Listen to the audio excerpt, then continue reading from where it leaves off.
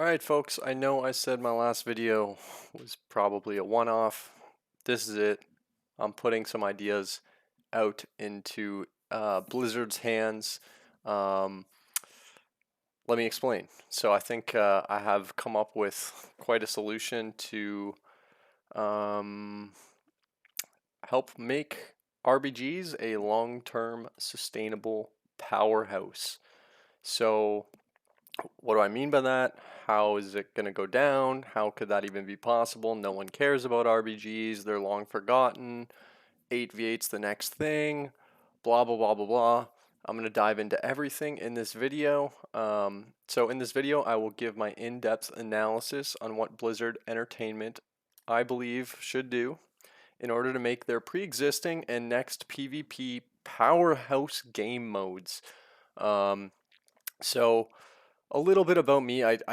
I'm not gonna lie, this video is gonna be scuffed. Again, it's just 3D paint, but I had some ideas. I spent the last, I don't know, 2 hours probably, just kind of writing some ideas down off the top of my head, and I think there's some valuable stuff here. So Blizzard, if you're listening, this is for you.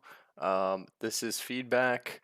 Um, I'm just gonna briefly touch. I'm sure some people know. um, some people don't know a little bit about me, but basically, I don't know if you guys have heard of Legacy of Steel, top end guild back in the day. They produced some of the best WoW developers, more importantly, leaders that WoW has ever seen. And obviously, they had Alex whatever the fuck his name is, Afrasiabi, um, which isn't good. Listen, I know I've been a little bit of a villain in the scene. All that aside, I'm not asking for a job here. That's not what this is about. I'm literally just saying, hey, I have some good ideas, whether you like me or not. I think maybe some of this could actually be valuable feedback for you. So I hope that people can take a neutral point of view on this, whether you like me, whether you hate me. Doesn't really matter to me. I'm just giving some of my thoughts to you guys. So do with that what you want. Ignore it if you want. Doesn't not gonna hurt my feelings. Um, I just think that there's some value in this. So that's why I'm making this video. Again, not gonna make much more. Maybe if some of this comes into the game, you'll see me again. But maybe not. I don't know. Again, I think I have a lot of um, valuable insight. So yeah, and I mean, I wrote this. I don't really want to read it because I think I just said what I wanted to say a little bit shorter than what it says here. Basically, like, I'm not dumb. I know I've fucked up quite a bit with Blizzard, with the community. Um, I've learned a lot from that, honestly. I've been blunt with feedback towards you guys, and I can understand that you would immediately kind of shut this video off because of some of that stuff. But I'm not making this video for any purpose other than to offer my expertise in an area that I see great untapped potential in, that it seems Blizzard may finally be looking at, and that is it. What I do care about is the success of rated battlegrounds, but not just rated battlegrounds, the community as well, and Blizzard itself being in a healthy place, creating a system, um, leaders and managers, and everything involved that can make this a long-term powerhouse, as I said. So, um, yeah, I mean, it's not just my knowledge of queuing and being. I mean, I don't really want to say some of this stuff, but like I was best shadow priest in the world, had the #1 guilds, did a bunch of communities and events, created unique growth opportunities for everyone. Um, some of this stuff includes 10v10 RBG tournaments, world championship tournaments that produce sponsors, proof of concept for that tournament, which in turn led to more tournaments that were modeled after the one I did. Um, and so my proof of concept worked and it continued to live on after I was done, um, which I think is a good sign of good ideas, good leadership.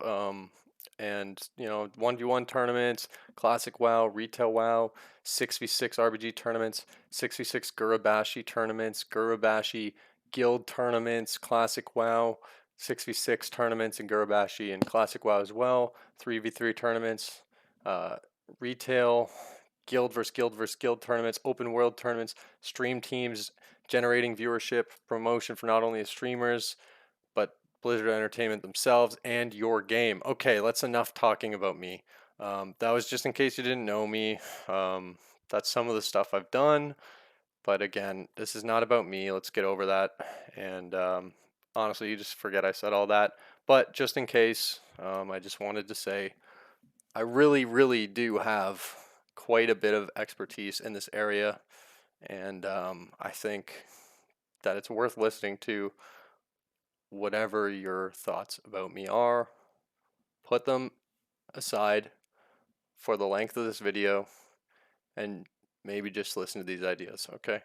So the start is going to be leadership and management. It all starts from the top. You can't just say, oh, make a good game when there's 50 levels to it, So I'm going to start at the very top and I'm going to break it down, and you'll see as the video goes along, it's going to make a lot more sense. So let's start with leadership and management.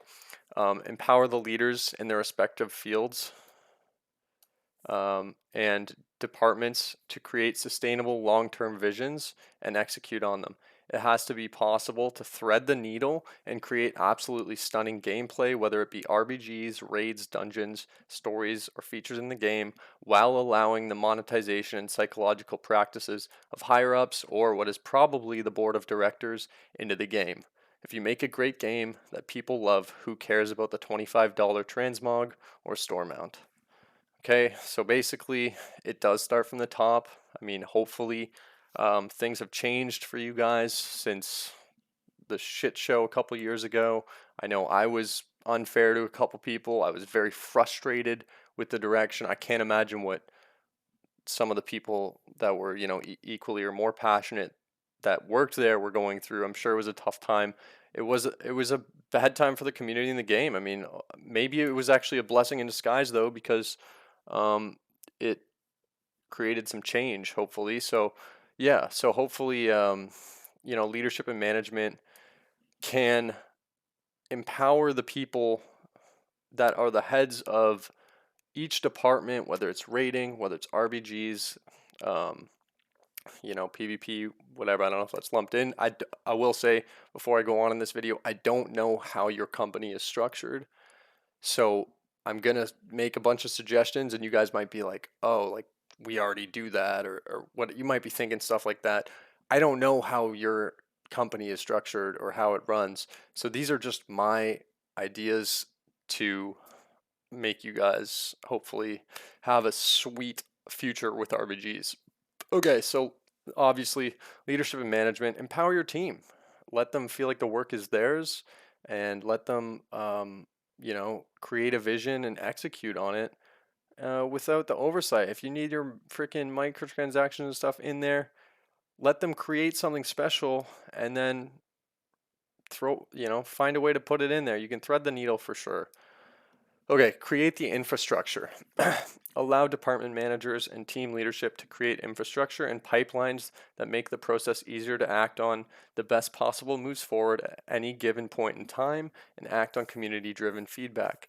Make it so that when it's time to work on and or release new content or update things for the community, that it is not a start from scratch process, so that it doesn't have to go through 50 people before being released buggy and crappy anyways. No offense, I'll explain later in the video. Make it simple, make it effective, and I'm gonna whiz through this. I don't want to lose you guys because this actually, believe it or not, this is not the RBG portion of the video. You'll see in a minute. Okay, I'm gonna elaborate more on this when I get to RBGs. So what is the vision? Is it long-term and sustainable? Figure out what it is your team wants to do and use the aforementioned infrastructure to create it. Make your lives easier. Ask yourselves, what is their vision? What is our vision? What is the community's vision? Will there be this in 2 years or next cycle, 2 cycles from now? Is this long term or is it just something we're putting in now and forgetting about? If it's only now, then don't waste your time. Create something that has players wanting more, that makes them want to invest their time and passion into it for free, and hell, even pay for it. I know all this is so easy to say, so where are the actual solutions here? I'm almost to that point of the video. Bear with me. And again, I know some of you guys might be like, dude, we literally do that. We talk about our vision all the time. Like, shut the fuck up. I'm turning this video off. Hold on. I'm getting to the RBG part. That's where the juice is, okay? Sorry. All right. Next, execute on the vision exactly how it sounds as part of your pipeline. This should have been tested, vetted, and approved, but not by 999 people, by experts in the respective field of what it is. Market it, release it, listen to player feedback, be ready to fix and support issues, implement the fixes and feedback, and repeat.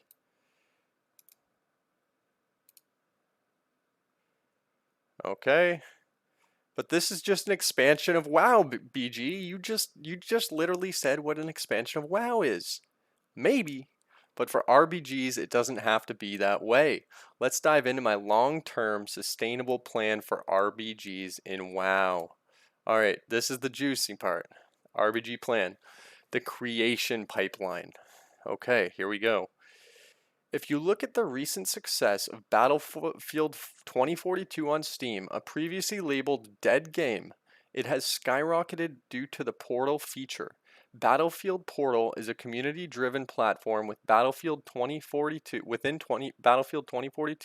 that will let you create and find fantastic experiences made by the series' creative and passionate community. Dota 2 was created from a mod of Warcraft 3 Reign of Chaos. League of Legends was also made after Dota 2.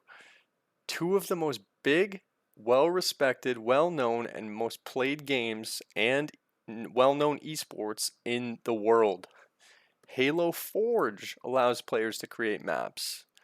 Team Fortress was created out of Quake by modders.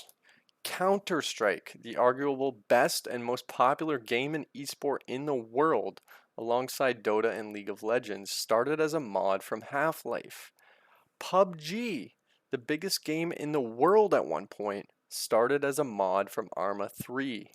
It's no secret that RBG players haven't gotten new game modes or maps in years. Happy about the 8v8 announcement, but after brief testing, we need to create and innovate. Here's my proposal on how to make this all work.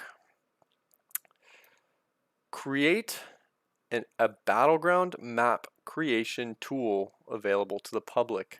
Let players play these maps in a wargame setting built into the game. Once every weekend or bi-weekly, have a community manager, which I'll touch on the community manager role and the community part of this later, but once every weekend or bi-weekly, have a community manager pick up to 5 created maps by the community and do a community-driven tournament on those maps. Once a month, when entering an RBG, set a prompt for players upon entering a real rated battleground match to vote on 3 maps that they want into the game based on the last 2 tournaments. Make seasons shorter, maybe 2 months long. At the end of every season and at the start of a new one without an off-season week, implement the new 6 maps plus 2 old school maps into the new season RBG map pool. Hopefully you can make this so that basically what I'm trying to get at is make a tool so the players just open something in the game, boom, you're in a map creator mode. Once you finalize it, you submit it, now players can wargame it, okay? Boom. This is all a tool that you can make, okay? That's what I'm picturing. So then the community manager kind of goes, the start might be tricky. The very first couple weeks you guys do this might be hard, but after that I think it would take off. Because like, how do you pick from, sorry, I'm literally, like I said, I just made this 2 hours ago, so I'm still kind of thinking through it in my head. But community manager picks the maps, okay? And then basically you do a tournament on your couple tournaments on like frequently. You could even automate the tournaments. So that would be sick. Less work for you guys. You don't have to pay staff. All you have to do is make the tool. Um, anyways, yeah, and then so yeah, you get these new maps that are being made by the community. Then you get tournaments on the new maps. Then RBGers get an automated prompt in the game to vote in the new maps that they like. Okay, and then at the start of the next season, you put in a bunch of those new maps that were voted in by the community, all automated. Automate it all. Have our passion and your newly created tools make your lives easy. No development time from Blizzard for new content, except for making the tool. All you have to do is make the tool, and then after that, no development time. We do the work for free because we love your game. It's no development time for Blizzard for new content, just a simple connection to its player base and community. During the tournaments, do not show who made the map. When people vote for the map, do not show who made it. This is to avoid bias, to ensure the best map gets voted in. Only the name of the map. Rewards for winning the tournament can be as simple as a WoW token for each player or a statue in main cities of the team until the next tournament. Each new expansion could have a contest to see who can design the best expansion themed map. Or you could even do that per patch. Okay, so that's the first part of my plan, is literally just before trying to make a new map, why don't we look above that and say, wait, how can we make this process easier? Why don't we just make a tool that does the work for us? And then we can have the people with the best knowledge who are the most passionate about this make it for us, and then we can hand pick the best ones. And all while picking what your customers and your community wants. They get to choose. You don't have to do any work other than make the tool. So I think that would be amazing. Okay, next point is community management and development. I already touched on some of this, but that's the tip of the iceberg. Here's some ideas. Create a special symbol, title, or icon for known and voted in map creators. So again, you don't show their name during the voting process or when people are playing the maps. But then once they get voted in, like if their map actually makes it into the game, like they won, they got voted in, then they get recognized.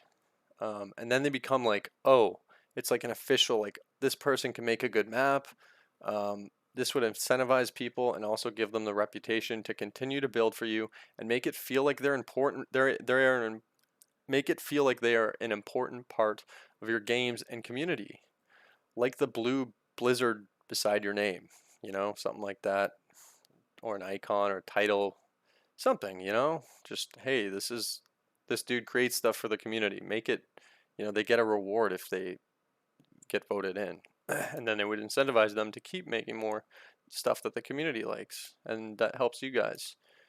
The next point is tough for me because there was a point in time that I felt guilds were important to the scene, or at least untapped potential. The question is, how can you make guilds matter again?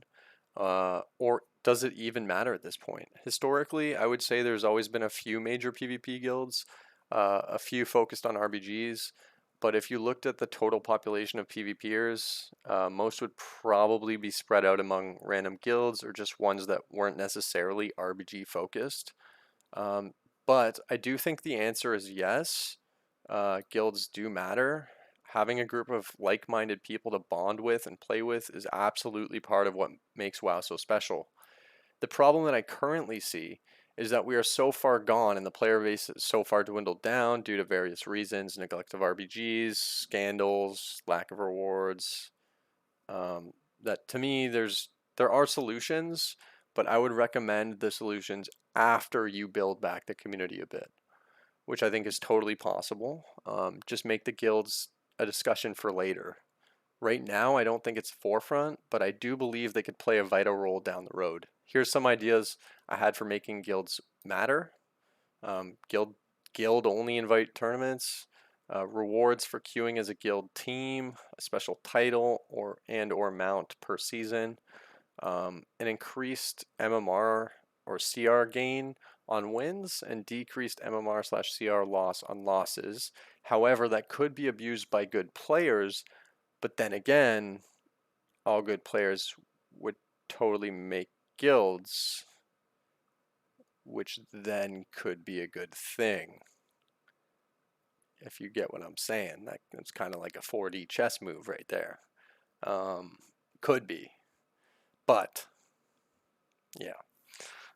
Since I don't think guilds are at the forefront or a forefront issue, and naturally, as the game gets more active due to some of these changes and community development and management suggestion, sorry, let me restart that. Since I don't think guilds are at the forefront or are a forefront issue, naturally, as the game gets more active due to some of these changes and community development and management suggested, the guilds will become more of a reasonable task to accomplish. Let's move on. So yeah, again, I think guilds could be very important down the road, but right now I don't even think it's worth focusing. To be honest, I don't know why I included this. I'm literally saying, yeah, guilds are cool, but let's not talk about them, and then I talked about them, so whatever. But I definitely think there's a lot you can do with guilds. I've had some really cool ideas over the years about guilds, but right now I don't see that as a kind of like a thing. Like I would love to see, let's tackle the higher up issues, whether it's leadership management, creating that pipeline, creating those tools to really make it efficient and and then engage with the community, develop the community, attract people back, keep them coming back. And once it's built up, naturally, I think the guilds will become a thing, and then you can do some really cool stuff with it. Community managers. I think it would be great to have community managers actively interact with map makers, streamers, and RBG leaders and players in order to foster relationships. Once the pipeline is created, minimal developers would be needed, I think, but more community managers would be needed. Get a constant pulse on the feedback and community and constantly lift up those who invest their time and passion into furthering your game and its community. While RBGers have historically been full of different cliques and rivals, it's been largely unmoderated, in my opinion. With this new model, it could give Blizzard the chance to step in and bring together these players to create a more active and engaging community. By showing all sides and cliques attention, love, and interest, you can foster a community that instead of hates each other, would actually look forward to seeing what the next person creates, or who wins the next tournament, or who is the up and comers in the scene. You, as the owners of the game, have the ability to change the culture. You can show that there is a future and it's not all neglect and negativity. To me, this would be a win-win. Blizzard can win back the loyalty of their players, ensure a healthy future, and a sustainable, longer-term plan for a long-forgotten game mode that has untapped potential. Blizzard gets the most valuable feedback anytime they want. They actively weed out bad actors such as cheaters or extremely toxic people by simply having a presence in the community. And they have people's passion renewed to constantly test everything for them and create it all free of cost, minus some community managers and the devs who create the pipeline tool and implement the new maps every season. Hopefully, it's just a copy and paste. Like you could, I don't know how it works. I'm not a game developer. Again, maybe I'm making this sound way too easy, but if you made it so that you can literally like the map is made and then you can just, I don't know how it works, but remove AB and put in new person's map and just have it like a copy and paste tool. So it's all automated. That would cut down costs so much. I would think, and you're just getting the community to build everything they want.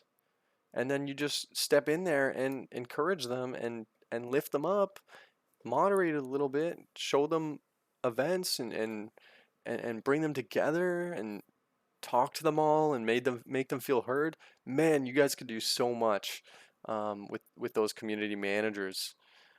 Additional thoughts: 8v8 versus 10v10 can both exist. Which is better? My personal belief is that 10v10, if the community was actually managed correctly and had a long-term plan that is sustainable and a constantly growing community, that 10v10 would absolutely be the best option. I think the idea of solo queue is nice, but only because the game has been neglected so badly that the waiting around and headaches of finding players has happened. With a little love and attention, I think there wouldn't necessarily be a need for 8v8 solo queue. That being said, though, if there was more players and solo queue times were super active and quick, it would also be great.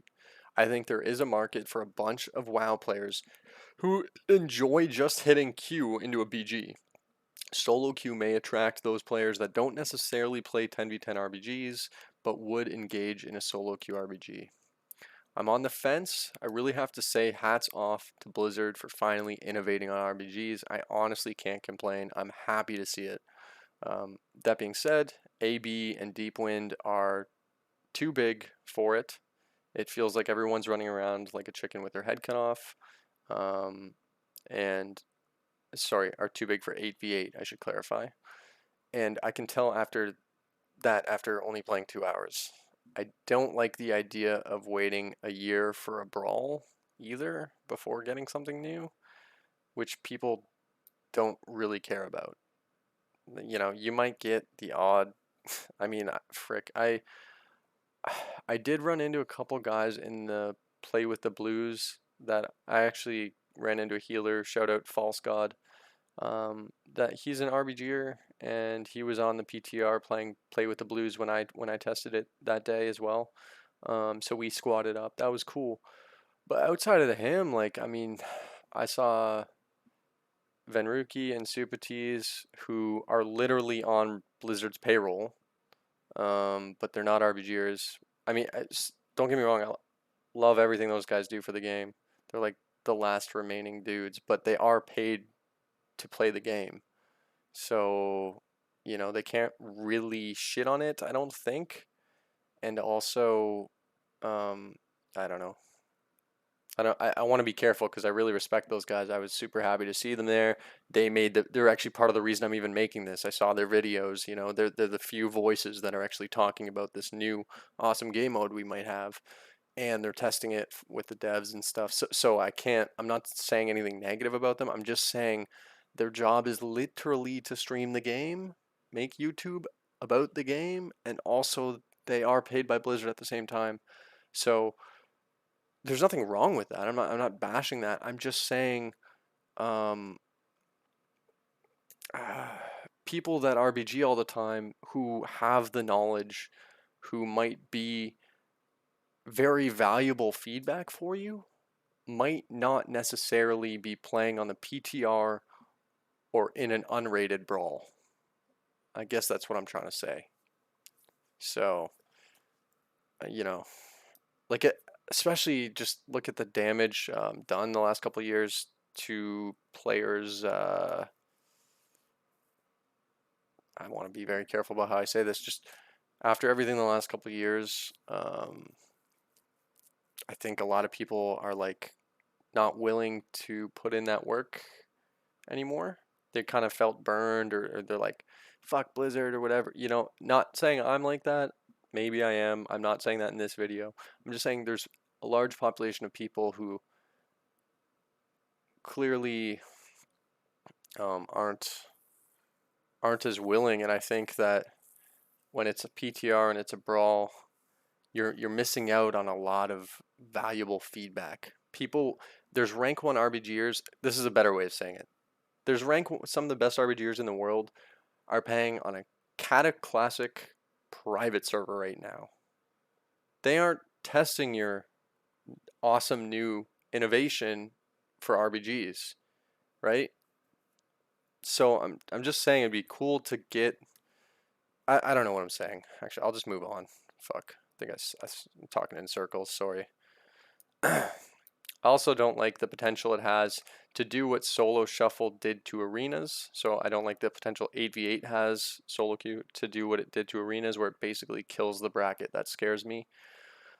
I would hope to see them put a lot more work into it than what I played on the PTR during the Play with the Blues event. There was cool ideas, but sometimes new ideas don't work on old maps and objectives not made for your new idea. To me, if you're going to make a new fun mode, make a whole new fun mode, not half-ass it with new ideas on old foundations. But again, I am happy to see some innovation. I'm excited to see the outcome, regardless of my critiques. 2 thumbs up. Let's keep it going, Blizzard. Thank you, and see you later. Fuck Bobby Kotick.